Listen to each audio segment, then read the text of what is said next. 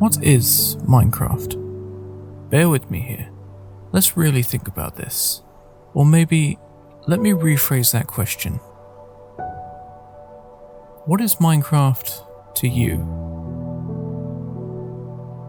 Minecraft in one way or another has been around now as of writing this for nearly 14 years, and the game has shifted dramatically from its 1.0 release to what it is today. I know this channel is primarily based on games I played as a kid on my PS2 and other retro consoles like that, but when I thought about games that stick in my head as something I feel influenced some of the attitudes I have towards gaming today, Minecraft stood out.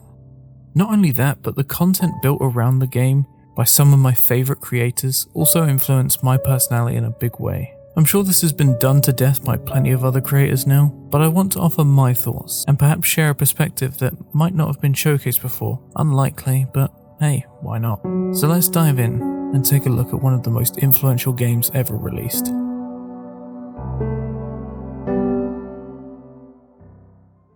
Minecraft wasn't called Minecraft when it was first created. The first development phase started around May 10th, 2009 and was originally titled Cave Game. When Marcus Persson, or Notch, began to develop Cave Game, he was influenced by other titles such as Infiniminer, Dwarf Fortress, and Dungeon Keeper. You can actually play this version of the game by going into your launcher settings for the Java edition and enabling historical versions of Minecraft. It's obviously very basic, with no UI, and your only options are to dig and place cobblestone blocks. The textures used in this version actually come from one of Notch's previous titles, Ruby Dung.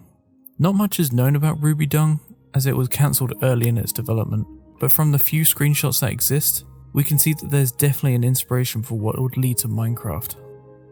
Minecraft would eventually reach the second development phase, Java Classic. The first version of this stage would be released on May 16th, 2009, and would continue to showcase new modes and features. Survival mode was first released as a series of tests simply known as Survival Test, and these tests were playable up until December 16th, 2010, when they were quietly removed during a website update.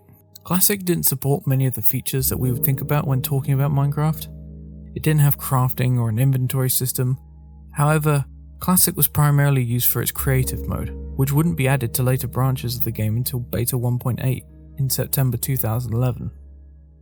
Development would continue from Classic into InDev starting December 2009, then to InfDev in February 2010, then rapidly moving through alpha and beta stages in mid to late 2010, to finally reaching full release of 1.0 on November 18th, 2011. Since its full release, we've had 20 updates in 12 years, each one changing how the game plays, how the world is generated, adding new enemies, items, blocks, and new realms to explore. Of course, worrying news came to the player base in the middle of all these updates. On September 15th, 2014, Mojang confirmed that it was being purchased by Microsoft. Now, if you saw Reddit during the announcement, you might as well have thought that Microsoft bought the game just to destroy it.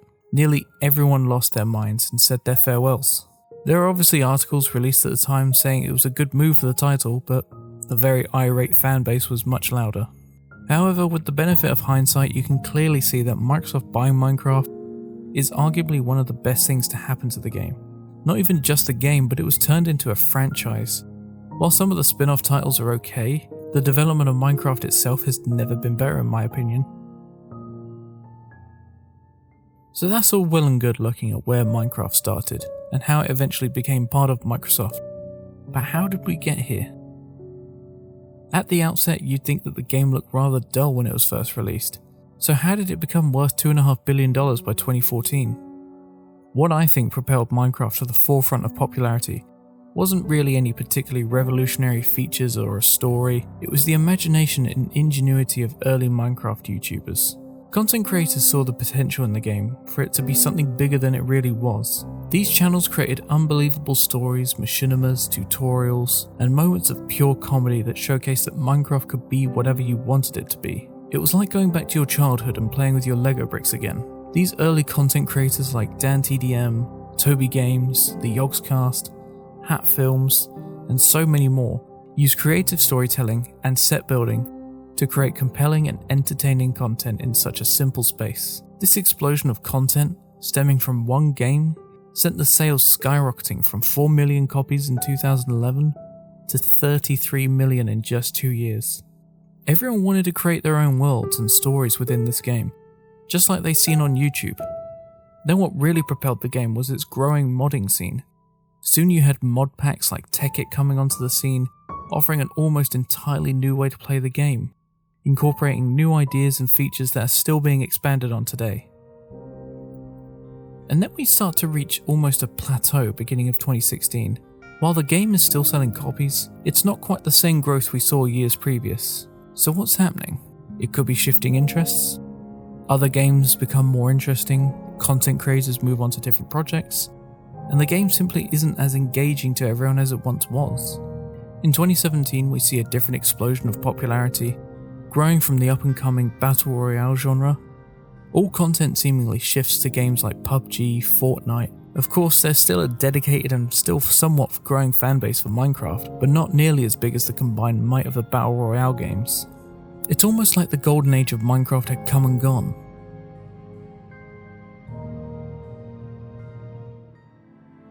But then, we have new growth in late 2018 going into the next few years. A surge in sales and in interest comes onto the scene once again. But how? There are actually a couple of reasons why. So let's take a look.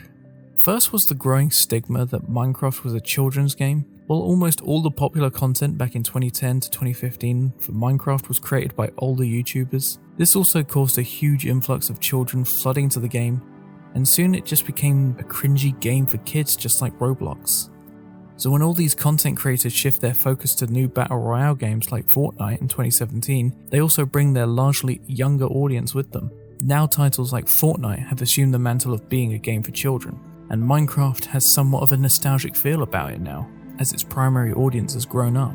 People are now interested in revisiting a game from their past, filled with fond memories of not only the content they watched, but of all the times they've had in the game with their friends. A resurgence is happening. Soon new and old content creators start hopping back onto Minecraft, creating new content, ideas and stories, while attracting a new audience with nostalgia. Content creators such as Tommyinnit, Dream and Spifey started growing in popularity with this new age Minecraft content, but there's one channel that helped propel Minecraft back to the front page. In June 2019, PewDiePie, one of the single biggest channels on YouTube, uploaded the first episode of his Minecraft series, a series that was reminiscent of the classic Minecraft content people were used to from back in the day, and it began to put Minecraft back in people's minds. Since 2018, Minecraft has grown from 144 million copies to over 238 million by 2021, and it just keeps going. So what's in store for Minecraft's future? From what I can see, there is nothing but continued growth. There's no sign of content creators slowing down anytime soon, and Microsoft is consistently updating the game, with the next update coming sometime this year. Obviously there will come a time when Minecraft is once again out of the spotlight, and there will come a time when the development of the original game will cease. There may be a sequel, there may be more spin-offs, but not anytime soon from what I can see. Minecraft is a game that has grown just as much as its audience has. It has single-handedly entertained a universal audience of various generations and backgrounds because of its simplicity. It is a game that has helped put new content creators on people's horizons. It has helped people find new friends from across the world, and it has helped people through hard times. Minecraft is here to stay, for generations to come. So let's return to that question from the beginning. What is Minecraft to you?